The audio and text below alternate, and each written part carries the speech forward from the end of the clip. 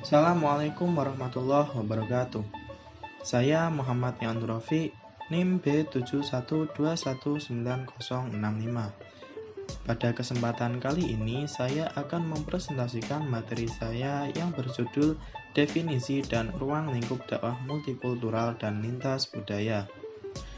Baik, yang pertama ada pengertian dan ruang lingkup dakwah. Definisi dakwah. Secara etimologis, dakwah berasal dari bahasa Arab dalam bentuk masdar, yakni da'a yad'u da'watan, yang artinya menyeru, mengajak, memanggil. Kata tersebut telah menjadi istilah baku dalam bahasa Indonesia. Dalam Kamus Besar Bahasa Indonesia, dakwah memiliki arti penyiaran, propaganda, penyiaran agama di kalangan masyarakat dan pengembangannya, seruan untuk memeluk, mempelajari, dan mengamalkan agama. Yang kedua ada metode dakwah. Metode dakwah merupakan cara yang dilakukan untuk berdakwah atau mensyiarkan agama Islam kepada masyarakat. Ada beberapa metode dakwah yang penting dalam berdakwah, yang secara global dibagi menjadi 3 macam. Di antaranya adalah yang pertama, al-hikmah. Al-hikmah merupakan peringatan kepada juru dakwah untuk tidak menggunakan satu bentuk metode saja. Sebaliknya, mereka harus menggunakan berbagai macam metode sesuai dengan realitas yang dihadapi dan sikap masyarakat terhadap agama Islam.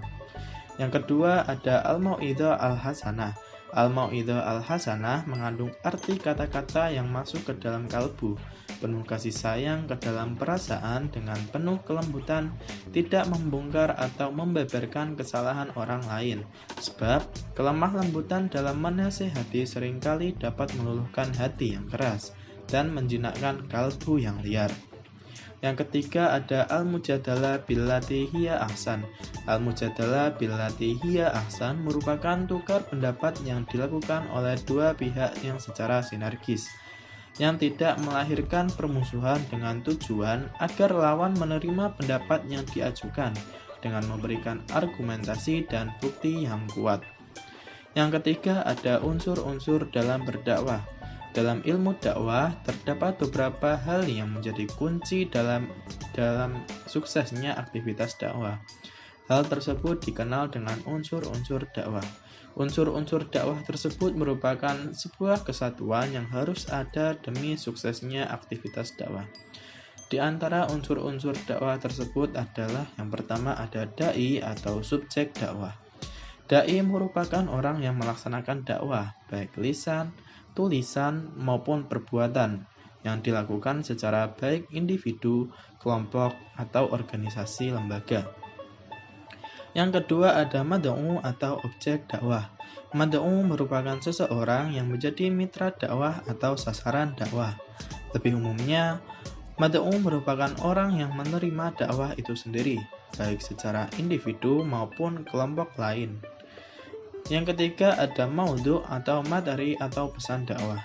Materi atau pesan dakwah merupakan isi pesan yang disampaikan dai kepada mad'u, yang pada dasarnya pesan dakwah ini merupakan ajaran Islam itu sendiri.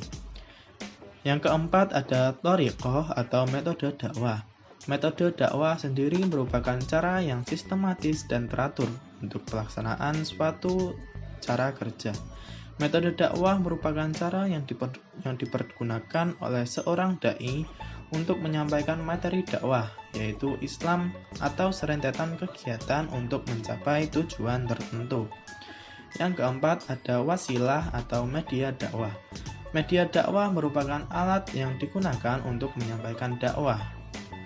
Yang kelima ada athar atau efek dakwah. Efek dakwah merupakan bisa jadi dikatakan feedback atau umpan balik dari reaksi proses dakwah. Dalam bahasa sederhananya, reaksi dakwah ditimbulkan dalam kegiatan dakwah. Poin yang kedua ada pengertian dan ruang lingkup dakwah multikultural dan lintas budaya. Pengertian dakwah multikultural. Jika ditilik dari segi bahasa atau etimologi, maka dakwah dapat berarti memanggil, mengundang, mengajak, menyeru, mendorong, ataupun memohon. Sementara multikultural sendiri secara sederhana dapat dikatakan sebagai pengakuan atas adanya pluralitas budaya. Multikultural berasal dari dua kata, yakni multi atau banyak dan kultural atau budaya kebudayaan. Dakwah multikultural merupakan aktivitas menyuruh kepada jalan Allah melalui usaha-usaha mengetahui karakter budaya suatu masyarakat sebagai kunci utama untuk memberikan pemahaman dan mengembangkan dakwah. Yang kedua ada prinsip-prinsip dakwah multikultural. Prinsip-prinsip dakwah multikultural merupakan acuan prediktif yang menjadi dasar berpikir dan bertindak merealisasikan bidang dakwah dan mempertimbangkan aspek budaya keragamannya. Ada beberapa prinsip-prinsip dakwah multikultural, di antaranya yang pertama ada prinsip tauhid, yang kedua ada prinsip bil hikmah atau kearifan, yang ketiga ada prinsip al-mau'idhah al-hasanah atau tutur kata yang baik, yang keempat, prinsip wajadilhum billati hiya ahsan atau berdebat dengan cara yang indah atau tepat dan akurat. Yang kelima, ada prinsip universalitas. Yang keenam, ada prinsip liberation atau pembebasan. Yang ketujuh, ada prinsip rasionalitas.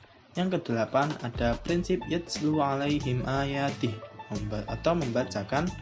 Yang kesembilan ada prinsip wa yuzkihim wa yu'allimuhum wal kitab wal hikmah atau pencucian jiwa dengan pengajaran Alkitab dan Al-Hikmah. Dan yang ke-10 ada prinsip menegakkan etika atas dasar kearifan budaya. Yang kedua ada strategi dakwah multikultural. Strategi dakwah multikultural berasal dari perencanaan dan penyerahan kegiatan dan operasi dakwah Islam. Ada beberapa bagian yang menjadi strategi dakwah multikultural. Di antaranya yang pertama ada proses terbentuknya budaya Islam. Strategi dakwah antar budaya bagaimanapun tujuannya merupakan transformasi nilai-nilai Islam terhadap bentuk umum yang beraneka ragam. Yang kedua ada strategi kebudayaan dakwah Islam. Fokus kajian dalam strategi kebudayaan Islam pada hakikatnya memandang dakwah antar budaya sebagai proses berpikir dan bertindak secara dialektis dengan segala unsur-unsur dakwah budaya yang melingkupinya. Yang ketiga ada proses dakwah multikultural. Dalam multikultural akan berperan menjadi seleksi dan solusi terhadap dampak negatif dan memenangkan kekuatan negatif tersebut. Oleh karena itu, dakwah multikultural menjadi kajian menarik dan menantang dalam membangun Islam dan gerakan dakwah Islam. Sekian, terima kasih. Wassalamualaikum warahmatullahi wabarakatuh.